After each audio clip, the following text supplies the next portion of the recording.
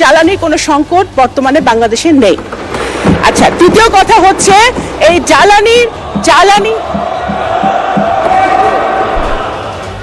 জ্বালানি তেল ইস্যু সারা দেশের মানুষের মধ্যে দীর্ঘদিন ধরেই ক্ষোভের জন্ম দিয়েছে। এবার সেই ক্ষোভের প্রতিফলন দেখা গেছে জাতীয় সংসদেও। সেখানে বিষয়টি নিয়ে সৃষ্টি হয়েছে তীব্র উত্তাপ। আপনার একটা প্রশ্নের উত্তর আমি দিতে পারি। ঘরে বা ইন্ডাস্ট্রিতে মেগনা স্টার কেবলস, বিশুদ্ধ কপারের নিরাপদ কেবলস, আপনার নিরাপত্তার সঙ্গী। সেটা হচ্ছে যে জ্বালানির জন্য, প্রথম কথা, জ্বালানির কোনো সংকট বর্তমানে বাংলাদেশে নেই। আচ্ছা, দ্বিতীয় কথা হচ্ছে এই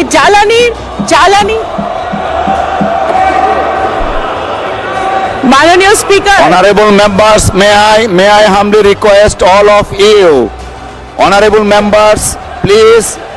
জ্বালানি তেলের মূল্য ও সরবরাহ সংকট নিয়ে অধিবেশনের শুরুতেই বিরোধী দলের সদস্যরা বিষয়টি তুলে ধরে সরকারের সমালোচনা করেন। এ সময় তারা সংসদে দাঁড়িয়ে বিক্ষোভ ও স্লোগান দিতে থাকেন। ফলে অধিবেশনে সৃষ্টি হয় হট্টগোলপূর্ণ পরিস্থিতি। মাননীয় স্পিকার, জ্বালানির যাতে একাধিক এই জ্বালানি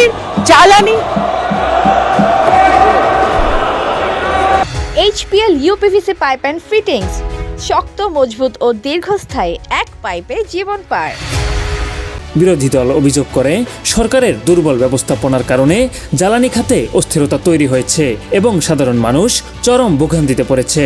পররাষ্ট্রমন্ত্রী মহোদয় অনুগ্রহ করে বলবেন কি বাংলাদেশের রপ্তানি বাজার সম্প্রসারণ ও বৈদেশিক বিনিয়োগ আকৃষ্টকরণ ও কূটনৈতিক সম্পর্ক স্থাপন উন্নয়নে কি উদ্যোগ গ্রহণ করা হয়েছে?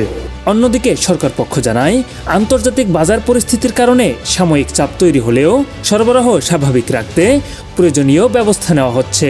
জ্বালানির যাতে একাধিক সোর্স থেকে আমরা সরবরাহ করতে পারি, সেই জন্য ইতিমধ্যেই মাননীয় প্রধানমন্ত্রী একাধিকবার আমাদের সাথে বসেছেন। জ্বালানি মন্ত্রণালয়, পররাষ্ট্র মন্ত্রণালয়, বিভিন্ন সংশ্লিষ্ট মন্ত্রণালয়ের সাথে উনি বসেছেন।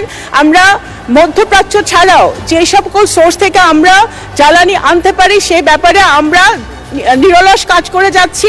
স্পিকারের হস্তক্ষেপে পরিস্থিতি কিছুটা শান্ত হলেও উত্তেজনা পুরোপুরি প্রশমিত হয়নি। এই ইস্যুতে সংসদের ভেতরে ও বাহিরে রাজনৈতিক অঙ্গনে বেড়েছে আলোচনা ও বিতর্ক। Honorable members, please. জি, মাননীয় প্রতিমন্ত্রী, আপনি আপনার বক্তব্য অব্যাহত রাখুন। মাননীয় স্পিকার, জ্বালানির যাতে একাধিক সোর্স থেকে আমরা সরবরাহ করতে পারি, সেই জন্য ইতিমধ্যেই মাননীয় প্রধানমন্ত্রী একাধিকবার আমাদের সাথে বসেছেন।